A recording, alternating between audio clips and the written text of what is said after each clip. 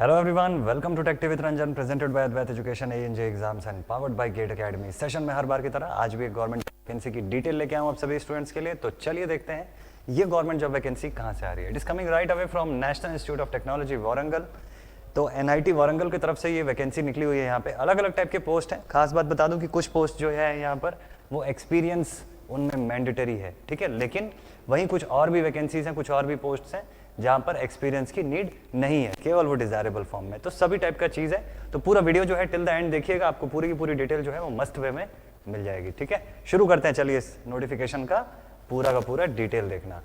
तो date of publication of this ये notification जो आई थी ये 16 जो अगस्त है उस समय आई हुई थी, और ऑनलाइन फॉर्म का जो फिलअप है वो 23 अगस्त से शुरू हो जाता है, ठीक है। तो आप ऑनलाइन जो है वो 23 अगस्त से फिलअप होना शुरू हो चुका है, तो आप कभी भी फिलअप कर सकते हैं। और क्लोजिंग डेट जो है ऑनलाइन एप्लीकेशन की फिल करने की वो है 23 सितंबर की। तो इस क्लोजिंग डेट को याद रखिएगा। जो भी आपको एप्लीकेशन करना होगा वो इनकी ऑफिशियल वेबसाइट पर जाके करना होगा, www.nitw.ac.in, ठीक है। पोस्ट का नाम बता देता हूं मैं आपको, सीनियर मेडिकल ऑफिसर, तो ये तो अपने टेक्निकल के काम की नहीं है उतना। असिस्टेंट रजिस्ट्रार नहीं, assistant engineer, superintendent, technical assistant, junior engineer, SAS assistant, library and information assistant, senior technician and junior assistant. तो ये इतनी ओवरऑल पोस्ट हैं टोटल। तो लगभग देखा जाए तो 100-150 से अबव ही ये वैकेंसीज होंगी यहाँ पर। नेक्स्ट आगे और मैं अगर बात करूँ अबाउट अब इन सब का एक एक का डिटेल, तो अभी सीनियर मेडिकल ऑफिसर में तो मैं नहीं लेके जाता हूँ आपको, सीधे मैं बात कर रहा हूँ फ्रॉम, देखो जैसे असिस्टेंट रजिस्ट्रार का भी है, सैलरी वगैरह भी वहाँ पे दिया हुआ है, 5 इयर्स का एक्सपीरियंस जो है, सर्विस जो है वो मांगा हुआ है यहाँ पे, और masters degree in any discipline बोला हुआ है विद 55% CGPA, ठीक है। ये इसकी डिजायरेबल क्वालिफिकेशन है, मोड ऑफ सिलेक्शन है। तो मैं आपको सीधे कहाँ पे लेके चल रहा हूँ, मैं आपको सीधे बात करता हूँ आपसे फ्रॉम असिस्टेंट इंजीनियर की पोस्ट पे लेके चल रहा हूँ, ठीक है। सिविल और असिस्टेंट इंजीनियर इलेक्ट्रिकल, इसमें देखते हैं क्या क्या रिक्वायरमेंट है। यहाँ पर आपकी सैलरी होगी 44,900, लेवल 7 के साथ का पे रहेगा, पे matrix plus DA plus allowances जो एप्लीकेबल होते हैं, है ना, वो सारे आपको एप्लीकेबल होंगे।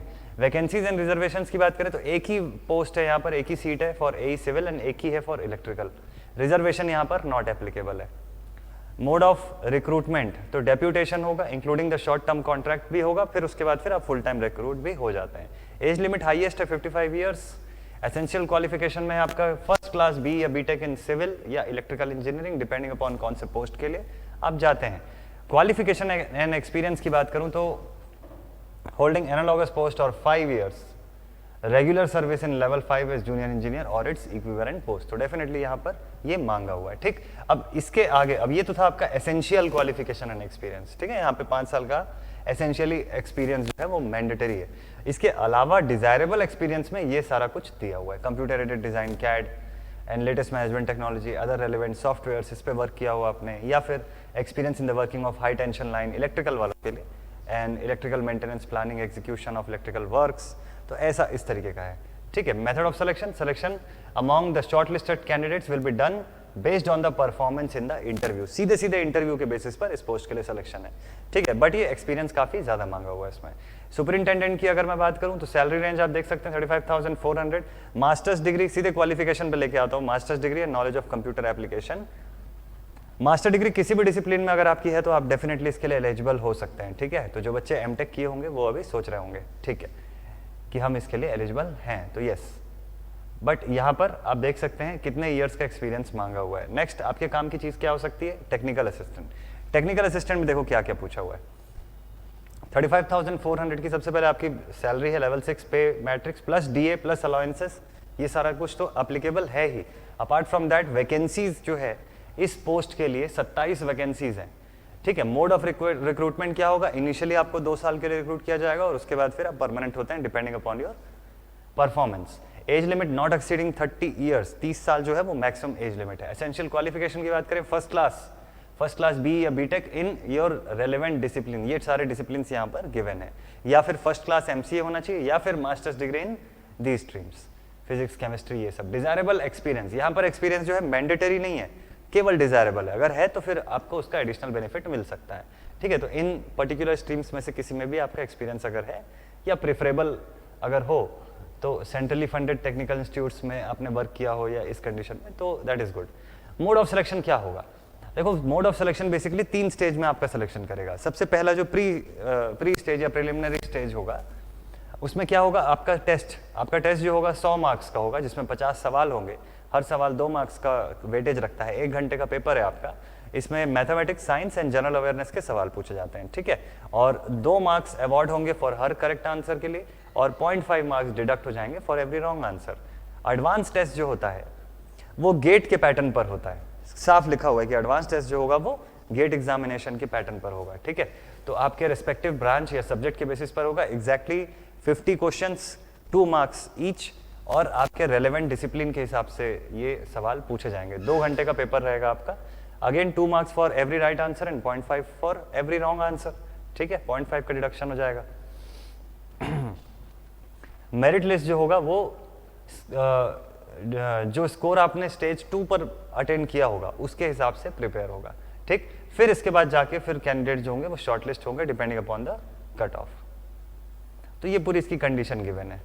फिर आखिरी में होगा ट्रेड या स्किल टेस्ट। आप जिस ट्रेड के हैं तो उसके बेसिस पर आपका स्किल टेस्ट जो होगा वो उस बेसिस पर आपका सिलेक्शन होगा। फाइनल मेरिट लिस्ट फिर जो प्रिपेयर होगी उसके आधार पर सिलेक्शन होता है। Then next is junior engineer. Junior engineer, इसकी भी एनरोलमेंट्स की बात करें तो 35,400 in level 6 of pay plus DA plus allowances. Vacancies 8 ही हैं यहाँ पर। Method of recruitment initially again 2 साल के कॉन्ट्रैक्ट पीरियड, और उसके बाद फिर permanent depending upon your performance. Age limit not exceeding 30 years. Essential qualification जो है वो first class BE BTech in these 2 discipline, या तो इलेक्ट्रिकल में या सिविल इंजीनियरिंग में, ठीक है।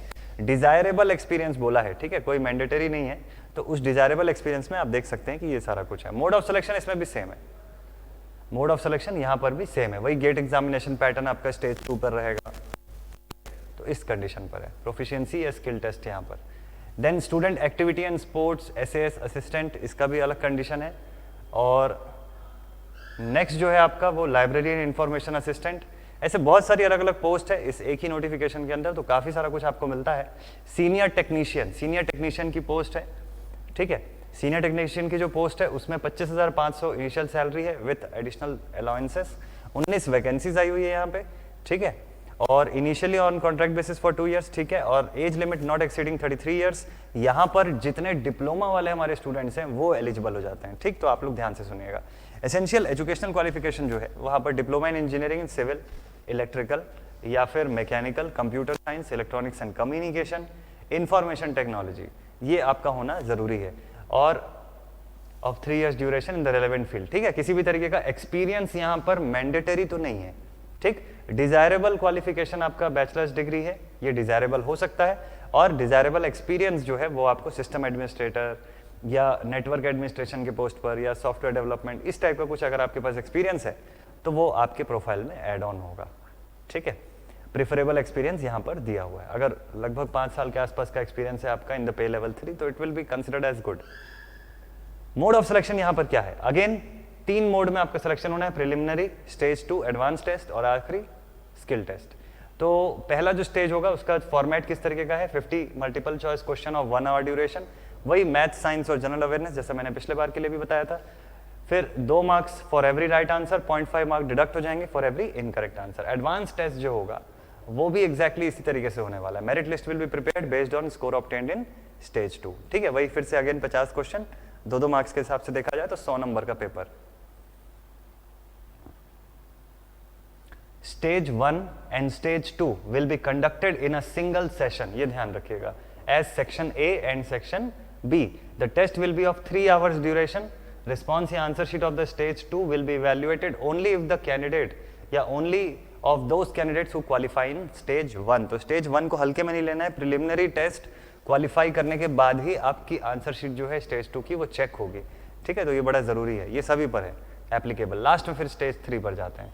तो जो मेरिट लिस्ट प्रिपेयर होगी आपकी आफ्टर स्टेज 2, उसके बाद जो है ब्रांच वाइज या सब्जेक्ट वाइज आपको शॉर्टलिस्ट किया जाएगा और फिर जाके आपका स्किल टेस्ट जो है वो होता है यहाँ पर, ठीक है। नेक्स्ट जो है वो टेक्नीशियंस की है।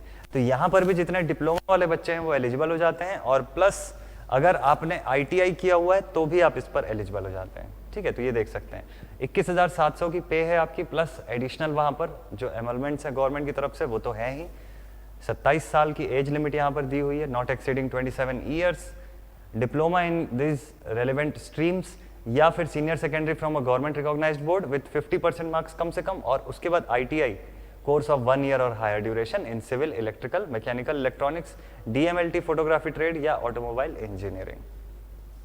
डिजायरेबल क्वालिफिकेशन, अगर कोई BE-BTech वाला स्टूडेंट है तो वो भी इसके लिए एलिजिबल है, ठीक है, जो भी BE-BTech वाले स्टूडेंट्स हैं वो इसके लिए हो जाते हैं eligible. Experience is desirable, fix नहीं है, कोई एसेंशियल नहीं मांगा हुआ एक्सपीरियंस। मोड ऑफ सिलेक्शन की बात करें तो यहाँ पर भी अगेन वही सेम 3 मोड्स जो हैं वो आ जाते हैं for testing. Then next is junior assistant. Junior assistant के लिए क्या क्या रिक्वायरमेंट है, 21,700 के पे स्केल पर ये भी है, ठीक। This post is also identified for ex serviceman and persons with benchmark disability, उनका भी यहाँ पर कोटा रहता है, ठीक है। Not exceeding 27 years, age limit की बात कर रहा हूं मैं, ठीक है। और यहाँ पर टाइपिंग स्पीड का जो कंडीशन है वो आ जाता है। तो आफ्टर दिस जनरल इंस्ट्रक्शंस पे आते हैं, ठीक है। अपर एज लिमिट वगैरह की क्राइटेरिया है as per the government norms. Application जो आप फिलअप करेंगे, यस, एप्लीकेशन फी की अगर मैं बात करूं तो 1000 है फॉर जनरल एंड EWS या OBC कैटेगरी कैंडिडेट्स, और बाकियों के लिए इट इज 500, ठीक है ना। फॉर सीनियर मेडिकल ऑफिसर के लिए अगर आप ऑप्ट कर रहे हैं तो 1000 है, ठीक। असिस्टेंट रजिस्ट्रार को in case of all the other post as S1 numbers 3 to 11 above the fee will be 500, ठीक। तो ये ध्यान रखिएगा। तो जनरल के लिए अगर आप स्टार्टिंग के 2 पोस्ट पर ऑप्ट कर रहे हैं तो इन दैट केस 1000, बाकी के पोस्ट के लिए इट इज 500 ओनली, ठीक। No fee will be charge for SC, ST, PWD, EWS and women candidates. तो बाकियों के लिए कोई भी फीस नहीं है, ठीक है। ये दोनों जो फीस है that is only for general category candidates. Other conditions,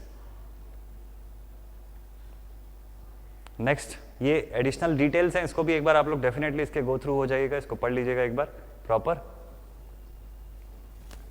तो देखो लिखा हुआ है the candidate selected for the post will be initially appointed on a contract basis for a period of 2 years, ठीक है। ये इंपॉर्टेंट है। और ये एडिशनल पे, एडिशनल बेनिफिट्स आपको मिलेंगे। अप्लाई ऑनलाइन कैसे करेंगे, NIT www.nitw.ac.in पर जाकर आपको इसके लिए आपको फॉर्म फिलअप करना है, ठीक है। 23/8 से शुरू हो चुका है और 23/9 पे एंड हो जाएगा फॉर्म फिलअप ऑनलाइन का। इस बात का बिल्कुल ध्यान रखना है कि हमको फिक्स ड्यूरेशन के अंदर ही फॉर्म फिलअप करना जरूरी है। नेक्स्ट, ठीक है, ये एडिशनल क्वालिफिकेशन के बाद एडिशनल जो डिटेलिंग थी, एडिशनल जो हमको वो बताया हुआ है, ठीक है, कि किन बातों का ध्यान रखना है। तो एडिशनल पॉइंट्स थे, डेफिनेटली इसको आपको पढ़ना चाहिए, एडिशनल गाइडलाइंस थी। तो आई होप कि ये पूरी की पूरी डिटेल आप लोगों के लिए इफेक्टिव साबित होगी। मिलता हूं आप सभी से नेक्स्ट गवर्नमेंट जॉब वैकेंसी की डिटेल के साथ। Thank you very much.